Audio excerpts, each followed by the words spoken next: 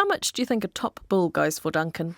Well, I know they go for a fair bit. Over 90,000? Well, a stud bull can range anywhere between a couple of thousand to $161,000. Whoa! The new record price, which was set earlier this year by an East Coast breeder. In fact, this particular stud has set the record price 2 years in a row. I went to find out more.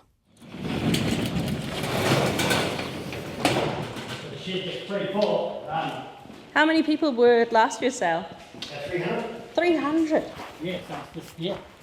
They come in through the door there and round they come and out that gate.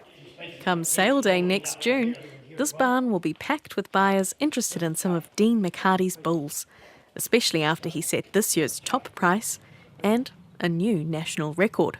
Yeah, I'm Dean McHardy, stud manager and general manager of Tangihau. We're about 6,500 hectares, running about 55,000 stock units, sheep and beef. Been here for 35 years now, and taken the stud cows from, in 1989, there were 65 cows, and now we're calving 240. And where are you on auction day? Are you the ringmaster of the circus, right in the middle with your, with your stock?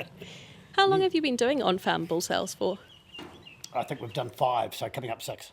Yeah, which is pretty good. Used to take them all into Gisborne. When we only had small numbers, and it was a combined sale with other studs, 5 other studs that all sort of had 7 or 8 bulls each. Yeah, so, but now that we're up to 50 bulls, it was time to move. Yeah. Fair enough. And yeah. we'd want to get up to 70, so in the next few years we'll be at 70 bulls. And nice to keep them kind of, I imagine they're a lot calmer when they come in if they don't have to be trucked anywhere. And so 100%. Once they're in the pens, people get a much better feel for what they're like.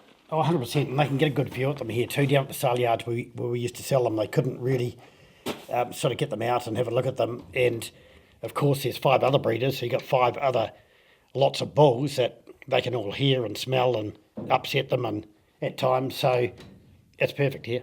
And as you say, you get to show them the country they grew up in, so people get a feel for where they were reared. Well, 100%, yeah, so it all works. Yeah.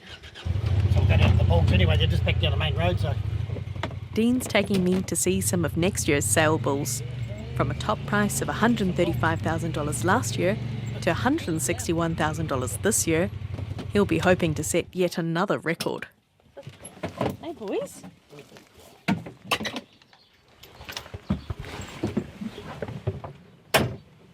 And we're standing here in one of the paddocks with, as you say, some of your yearling bulls that'll be for sale next year. Yes, that's it, yeah.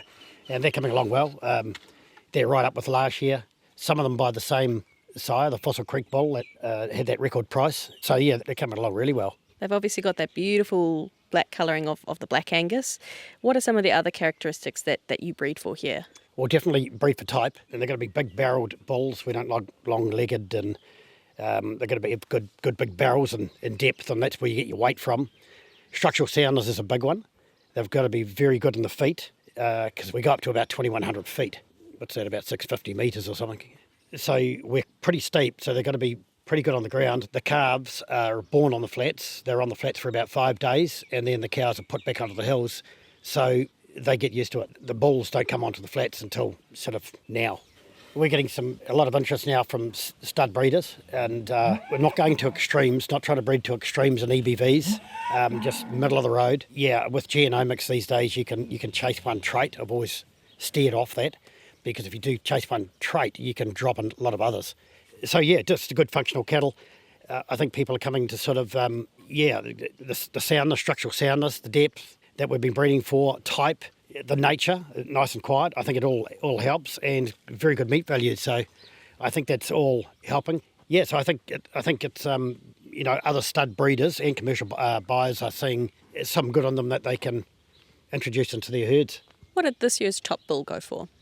This one's top one went for 161,000. And it ended up going off down to Wairarapa, is that right? To a stud there? It did, yes. It went to Oregon.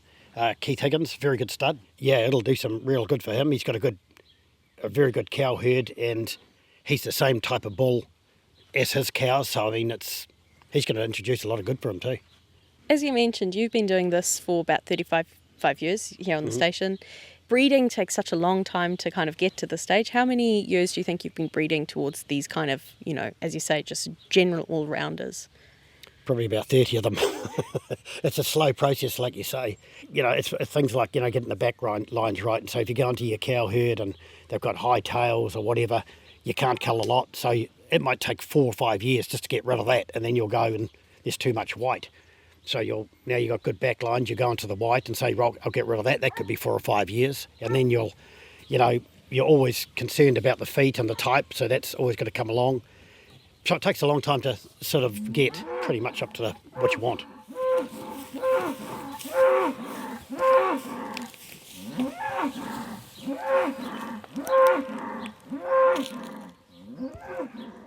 Talk me through some of the bulls we're looking at here. What are the kind of average weights, do you reckon? They'd be sort of around, 500, 550 kilos. This is the top mob of yearlings. Yeah, so they're getting up there. And they've got a fair way to go. Sort of last week in June is a fair way from now, and they're probably piling on about 2 kilos a day. If they do start putting on too much, we just put them behind a hot wire and hold them back. So we use the flats to actually hold them back so they can't blow out too much. Because they're coming off hill country as calves and weaners, they're doing what they should be doing, and once they hit the flats, they're piling it on. But we just and it's like I say to the commercial buyers. These bulls are normally between 8 to 850 kilos at sale date. So if you're buying one of these bulls, you've got a good chance at 2-year-old of getting your steers to 600 kilos plus. You're not going to beat the studs, but you're going to be right up there and they're going to be fat ready for the works. So, and we don't want to get them too small, like we're fattening steers, and if grass allows, we can kill them at 600 kilos, the steers, which is a carcass weight of probably 320, or we can take them up over 700 kilos and make use of the grass and make more money. It's good. That works well, yeah. That works well.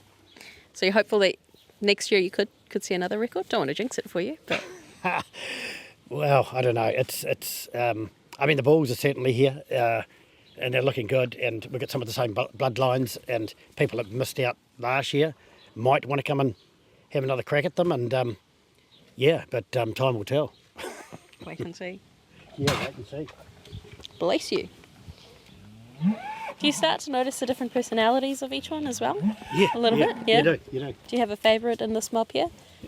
803 is a pretty good bull. 803. I'll Yeah. look for him. Where the hell was he? They, certainly bloody, he's in here somewhere. Oh, there he is. Over by the fence. Oh, yeah, that's him. Yeah. Yeah, he's pretty good along that back line. He's well developed on that hind quarter. Yeah. Tail's at the right place. Everything's... Good feet, as you say. Yeah, everything's pretty good on him. His darter's pretty good. Well, the EBBs now are getting quite good on them, so, which is good. And we're doing genomics, so that's sort of helping. People select them. Good bull, this one too. This one, yeah. Next, Dean's taking me to the top of the farm to see where those massive bulls are raised on rugged East Coast hill country. We're at about 2,100 feet, so we just come for a drive up to the top of the station, one of the highest points. At elevations like this, you'd get some snow, so you've got to have some good mothering instincts too, I suppose. And 100%, yeah, we get snow up here, and so we can go from snow to drought. Snow in the winter. Doesn't sort of stay for long, but it does snow. Yeah, you can see why we need to breed cattle with positive fats. They've got to carry their own hay barn with them here. We can't feed out, it's too steep. We can't get tractors or anything out around here. Tangihau has very little flat. Wouldn't even have 80 acres of flat. And as you're explaining down at the flats, this is where you start the calves down on the flats, and then not very long after they're born, they come up here to put them to the test. Pretty much. They're only on the flats, so the cows are, just as they're due to calve, they go to the flats, they calve. As soon as that calf can walk, which is 3 to 4 days, they'll walk back onto the hills, and that's where they stay until the sort of now, and then the yearling bulls come down to the flats. If they start getting too heavy, we just put them behind a hot wire and just hold them back. The bulls that we breed, we're breeding for Tangihau as well. So if they're suited here, they're going to be pretty much suited for anybody in New Zealand. We need them so that they can get around these hills, do what they're supposed to do. After they've been out with the cows, they've got to be able to put their weight back on. More recently, Dean's also introduced a bit of new kit to help with calving. Some wearable cow collars from Halter, which create virtual fences that break up the paddocks. Yeah, all the stud cows now and yearling heifers have got halter, the collars. They've been on since May. We've found it fantastic. It's I was going to start subdividing some of these steep paddocks, but on steep country, as soon as you put a new fence in, you start maintaining it the winter after because it drains a lot of country and the floodgates go and halter's just perfect for it. And the cows have really responded to it well. We're getting a lot better pasture quality. We've been able to push them into areas where they wouldn't, you sort of really had to really push them to work them to get up there and clean it up, but now it's easy and as long as you've got water, yeah, they'll find it really, it's fantastic. We're only sort of using it for virtual fencing, but I think it's $8 a month to pay for the collars, and the calves, because they haven't got collars on, sneak right ahead of the cows, and I think this weaning they're going to be a lot heavier than they have been normally. So I think it's going to be a win-win. Also with the stud size out at the moment, and we've got very big paddocks, it's a lot better because we can confine the cows and just move them every 4 or 5 days or less, depending on how big a break you want to put on them. So I think it's going to be pretty good. I'm also thinking with the Cyclone Gabriel, and if there's another event, which there will be, it's brilliant if you sort of got too many fences down and can't sort of get, or haven't got the money, or you haven't got the fencing, or can't get out there to do the fences. It's brilliant to control the cattle, or if you needed to lease, put cattle out to a lease block and their fences weren't that good as well, you could use it there. Quite new to see it being used on a beef side of things. Generally we see it in dairy farms, I suppose. Yeah, well, yeah, that's right. It was actually my son that sort of told me, you should look at it. And I thought, oh no, but then when I looked at the fence lines we were going to put in, and thought, well, why not give it a go? And it's been brilliant. And I think we'll probably use the technology and do some commercial cows, might do 300 or 400 commercial cows, and use them for cleaning up some of the steeper country, and probably might even do some steers over the fattening block. $8 a month with a $9 schedule, it's paid for pretty quickly.